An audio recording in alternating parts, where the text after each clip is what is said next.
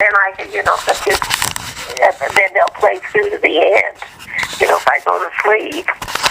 But then I could just, I could go through and find the spot on the tape where it was. And so with what it's doing now, I can't go through and find. I have to start clear over at the front of the tape and listen clear through everything again. I can't find the spot on it. So I think I'll probably spend some money and get me another little.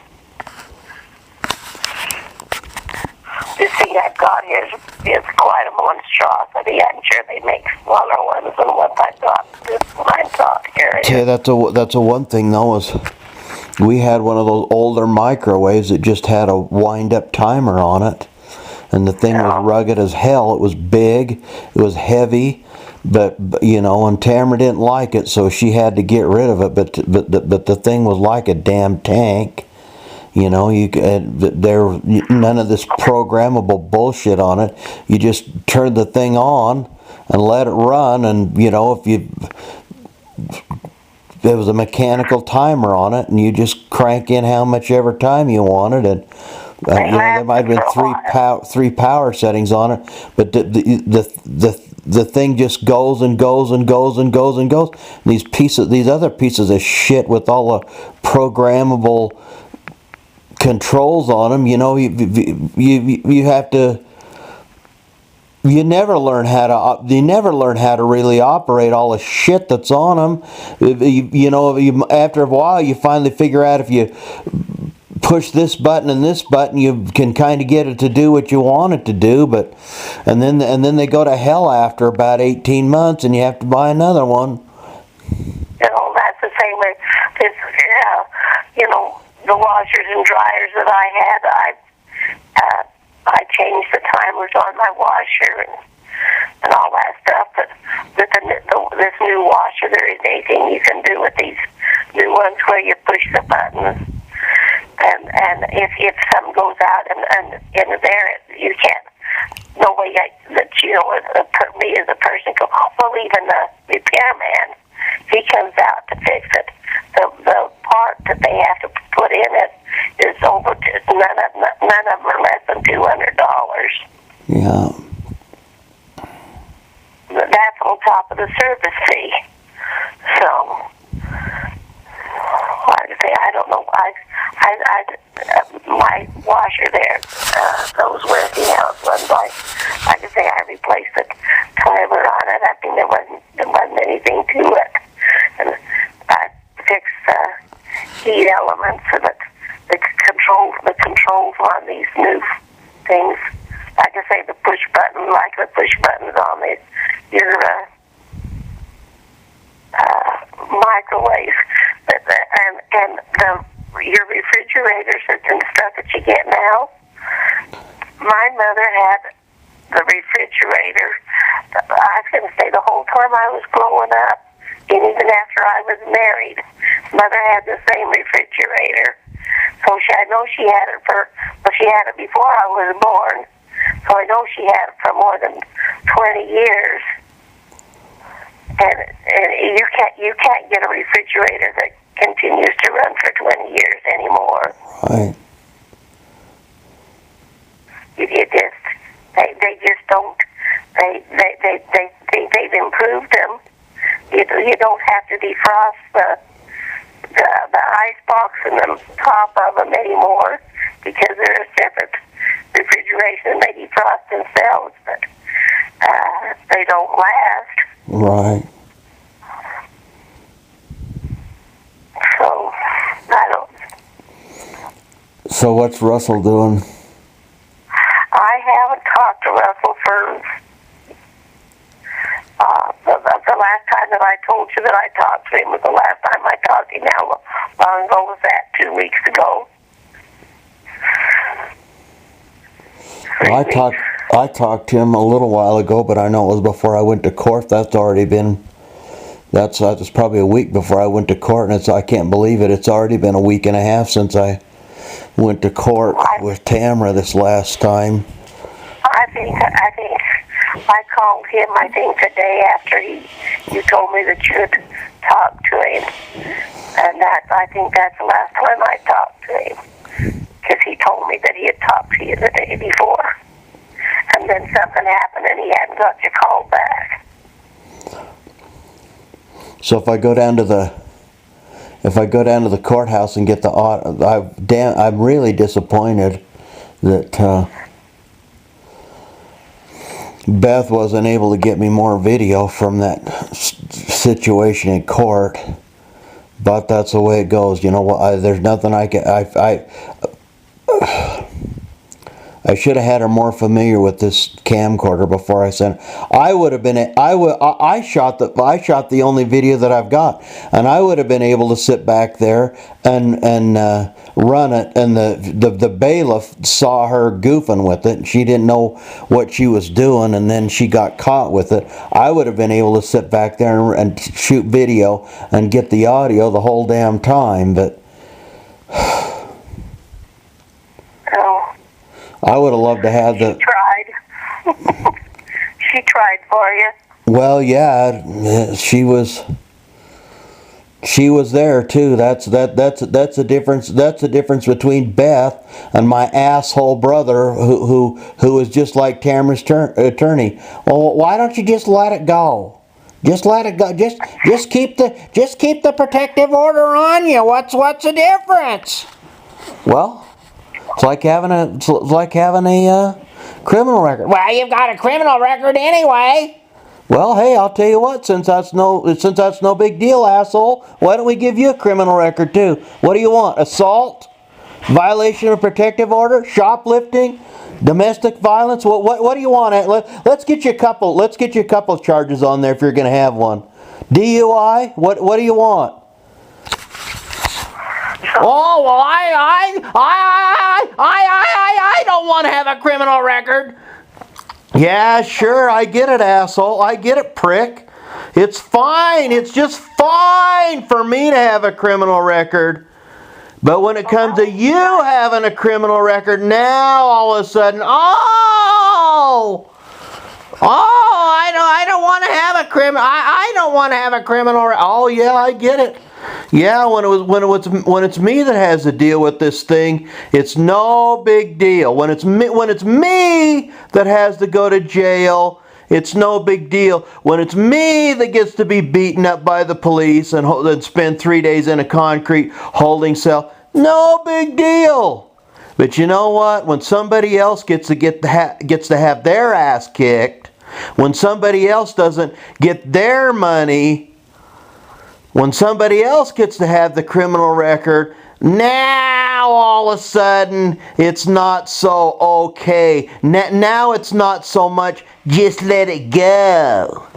I'll tell you what, when I hear that, I just want to double up my fucking fist and just punch somebody in the fucking face so hard it splits their fucking lips in two. And then I want to go, just let it go. Just let it go. The blood.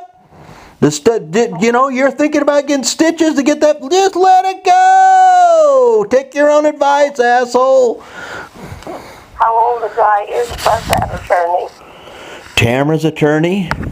Yeah. I don't know. He had a little bit of gray hair. I got a little bit of video. He's sitting there between Rachel and Tamara, yucking it up, and Rachel's kind of laughing and responding to his comments, and Tamara just sitting there, just completely out of it. I think I got 13 seconds of video of him sitting there, and that I shot. But I told the commissioner. I said, yeah. When we talked out here in the hall, the opposing counsel wanted me to just leave the protective order in place, and I told him, I said, it's just like having a criminal record, and I says, I doubt that he'd be satisfied with having a criminal record at this point. So he's in essence asking me to be content with something that wouldn't be acceptable for himself. I tell you, he never said a word. He could have objected, but he never said a word. It's kind of like, yeah, I get it. I get it. It's okay for Robert to get bashed in the face and stomped into the ground and spend time in jail and lose everything he owns. But by God, if anybody else gets disadvantaged, why, they're not going to tolerate that. Yeah, I get it. Even that stupid bitch Cindy told me, well, why don't you just let it go? I don't know. When you went to the dance with Beth, was it a pretty good dance? Oh, I'd gone hiking earlier in the day. I'd hiked all 5 nights, 5 in a row, 5 nights back to back, and I'd done 6 in a row the week before, and I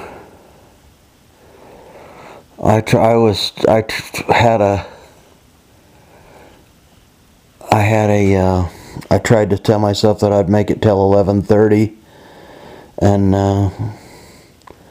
Beth told me, she says, well, she says, I can tell your legs are bothering you, let's go. And I says, no, let's stay. And I made it to 11:27, and she finally says, we're gonna go. And I says, but I have a personal commitment to make it to 11:30. She goes, let's leave. And then they played some crappy song, so I'm going like, yeah, let's leave. So I made it to 11:27. And then on the way home, I had to drive past Cindy's place. Cindy wasn't at the dance, and Cindy's car was parked, well, because we'd left the dance early, half an hour early, and Cindy's car was parked in her driveway, so Cindy was sitting at home, apparently.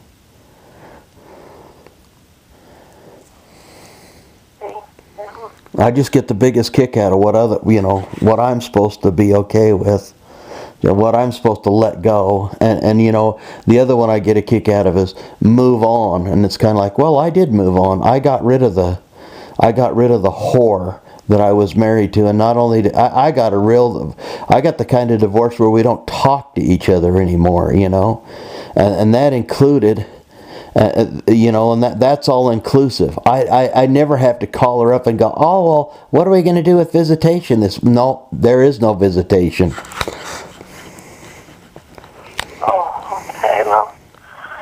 And then it's like, well, we meant to move on, but not like that. That's right, not like that. Well, I'm sorry, but it is like that. So, with your hiking today, your weather's still pretty good down there. It's been beautiful. I didn't even, it's been so nice. I mean, I usually take my sweatshirt with me, and I usually wear it to get started, and then when I get warmed up, I've been peeling this. We're talking January and February, and I take my sweatshirt off and drape it over my back, and then put my backpack back on, so my sweatshirt would be draped over my back, between the backpack and my back. And this week I've only gone twice this week, but it's been so nice I didn't even take my sweatshirt with me. February. So I was going to say, what did they say? I haven't watched the TV at all today. I don't have any idea what it got up to, but when we got out of the temple today, it was really nice. I was going to say, in fact, there was a little breeze, and it just was a little cold, but it felt good. Well, they said that Lake Erie's damn near frozen over, and I guess it's been colder than hell back east, but yeah, well, in some places back there they've got 7 feet of snow. I'm glad it's not here. It's hard to. When the weather's this nice, it's hard to even comprehend what that'd be like. I thought about moving out at the start of this month to save myself the rent money, but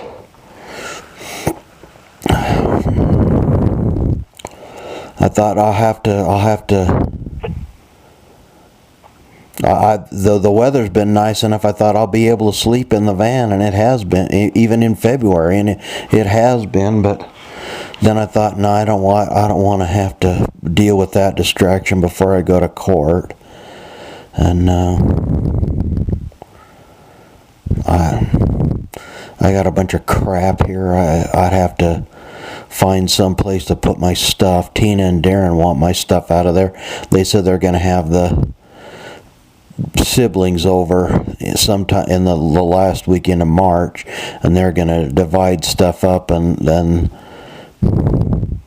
I don't know whether Tamara's going to come over then or not, but at least I don't have to dodge her because there's no damn protective order anymore. Thank God for small favors, but I would, huh? So they want you to get your stuff out before then? Well, she says, well, that's your deadline, so, we got to have your stuff out of here because then we're going to move, stuff from the other house over here so we can sell the other house. And I think that's why Tamara had that attorney with her, was because she hired an attorney to make sure she got her full fair share of the inheritance, and I think that just happened to be her attorney when she got served on this court thing. And I think he fairly well told her, but between the amount of time, I'm surprised she didn't lie. The commissioner said, well, so there hasn't been any contact for 6 years. And they says, well, no, Your Honor. And I'm surprised she didn't lie. I'm surprised she didn't go, yeah, he saw me at a bowling alley a year ago. We were at the Dollar Movie and he was following us. I'm surprised she didn't lie. I'm really surprised that she didn't lie. But, and I could have told the commissioner, I goes, no, it isn't 6 years. It's, the only contact that I had going back to 2009, there hasn't been any contact. And before 2009, the only contact that I had with her was when she came to a Halloween party. And I've got a letter right here from the guy who hosted the Halloween party, because I sent an email to him. It's notarized, by the way, where he says that I had a personal invitation to come to his party. And it also says that Tamara was there on a friend of a friend general invitation kind of thing, not on a personal basis. So who was intruding on whose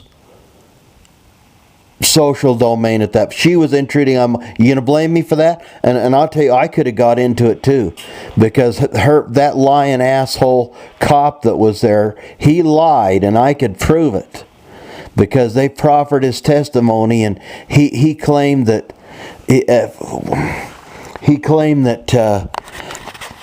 was coming into the Halloween party, and that Tamara was leaving because she was so scared, and then he got into the Halloween party, and that I approached him, or that I approached him, and then he called Tamara the next day and told Tamara, well, I can see why you're scared of your ex-husband, because he's such a jerk, and he was really obnoxious to me when he was talking to me after you left. Well, that's bullshit.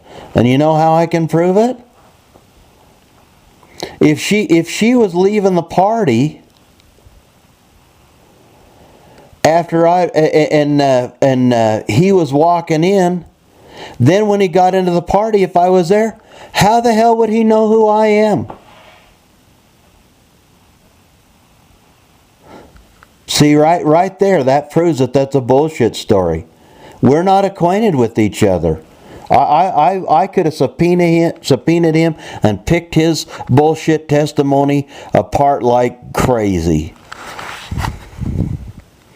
Frankly, I would have loved to talk about the fact that, yeah, although Tamara did show up at the party, I'm sure that she didn't expect to see me there. So, you know, it wasn't intentional that she was intruding on my social circle. But, you know, I'm sure that she wasn't planning on encountering me there, because she was dressed up like a hooker with a rear end hanging completely out in the wind, and she was pretty embarrassed when she realized that I had seen her like that.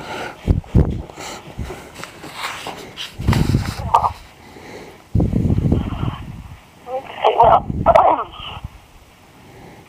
I was going to say, are you going to try and go ahead and go down to the... Did you say you have to go to the courthouse to do that paper? No, it's two different places. They've got a big public safety building down here that's you know, some kind of an administration building that's not clear the hell downtown like the Matheson courthouse is. So, yeah, I hate to say it, but I mean, you know, after I'd been to court on that Monday, that week just... Well, I guess that was last weekend, you know. But I mean, I barely got that week just went by in a blur, and here I am in the next week, and most of this next week is gone too. But well, if those people those jobs are still listed, are you interested in trying for them? yeah, I need to see if I can. I need to put in an application. Maybe it's just a damn pipe dream. You know, and I don't know. Maybe I should concentrate on getting an expungement before I apply for those jobs. But you know, it will probably take a month or 2 months to get an expungement, and those jobs probably won't be listed by then anyway. So I gotta just apply. And then the thing about it is those criminal deals are all of them are over 10 years old now.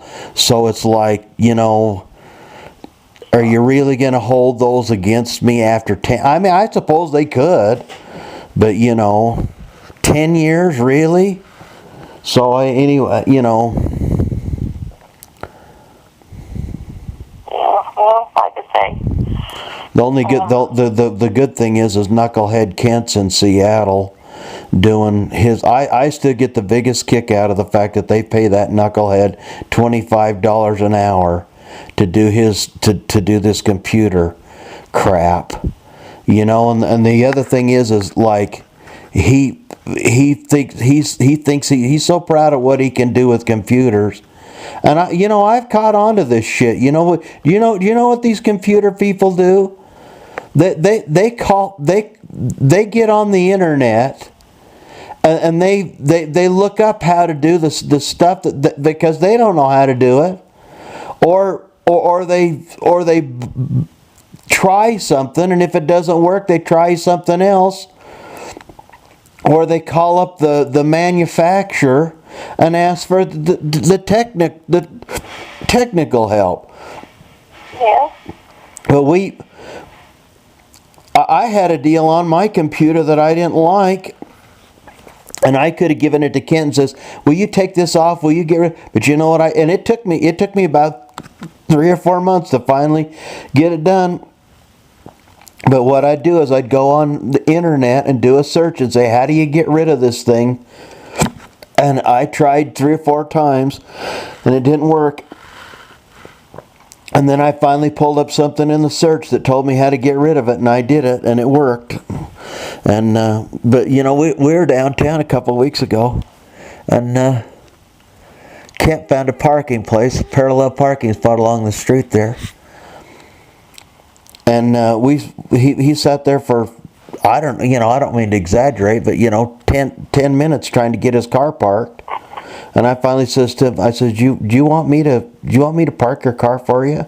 And he goes, yeah. And I mean, it's not my car, so I don't drive it all the time. But I had it in that parking spot, And then I was like, and they're nasty in Salt Lake. You have to be within 18 inches of the curb or they'll cite you. So I got out to double check, and I mean, I was like right up against the curb, and you know, yeah, I had to pull forward once to get adjusted, to get it just right before I socked it into that parking spot. But you know, so I had to make one adjustment before I backed it in there. But I had to can't parallel park his own damn car.